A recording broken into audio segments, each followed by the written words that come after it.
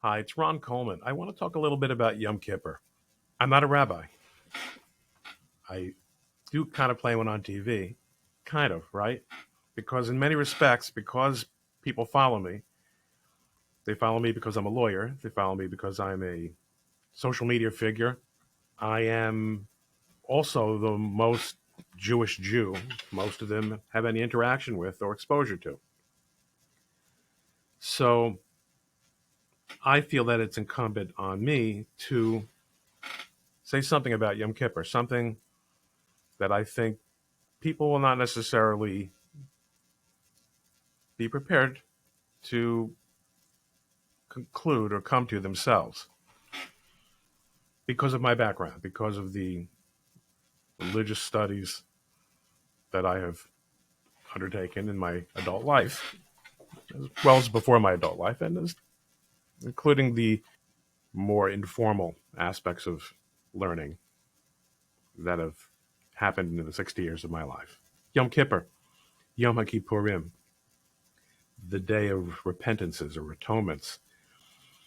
When I was young, I remember seeing and being very confused by a newspaper advertisement that was taken out by some very, very Orthodox Jews that said it would be better for you to stay home and pray in your home by yourself than to go to synagogue by car or subway, certainly by car, on Yom Kippur.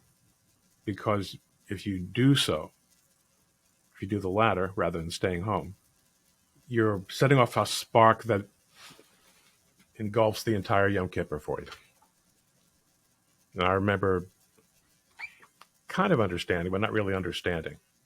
It doesn't seem like a very spiritual concept. It doesn't seem like a very meaningful or ethical concept, but it actually is.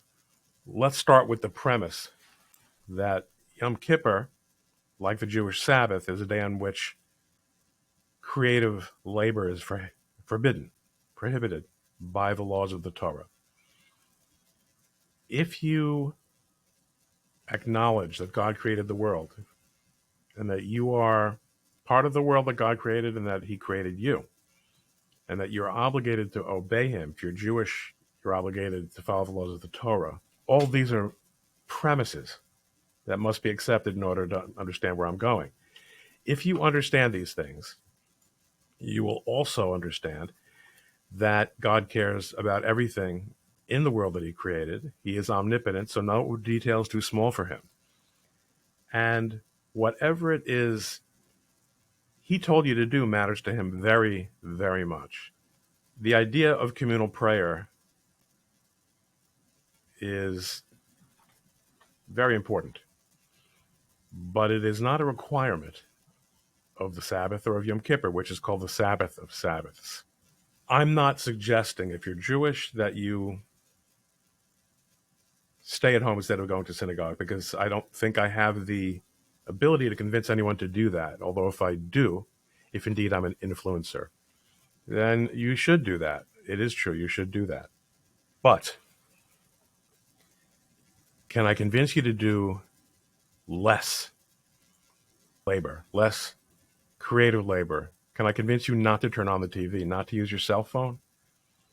Can I convince you to drive to synagogue if you must drive once instead of twice?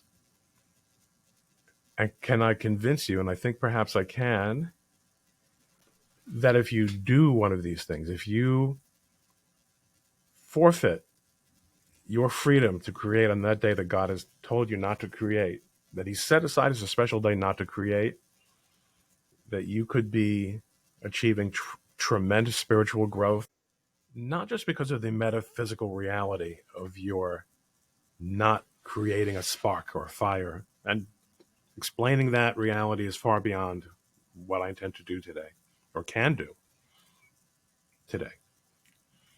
But because you're acknowledging something huge, which is that God is bigger than you, as it is true regarding all of us. You're acknowledging that you can learn from God about the world, about the physical world, the spiritual world, about your place in God's world. And that is the beginning of a better relationship with God and a sort of atonement, the beginning of a sort of atonement. One fewer act of what we call malacha, labor, creative labor on Yom Kippur. If you can do one, if you could do 10, I'd be even happier. And so would your Father in heaven. That's what I'm suggesting you consider doing this Yom Kippur. And if you find that interesting, let me know, and we'll follow up and talk more about it after the holiday. Thanks a lot.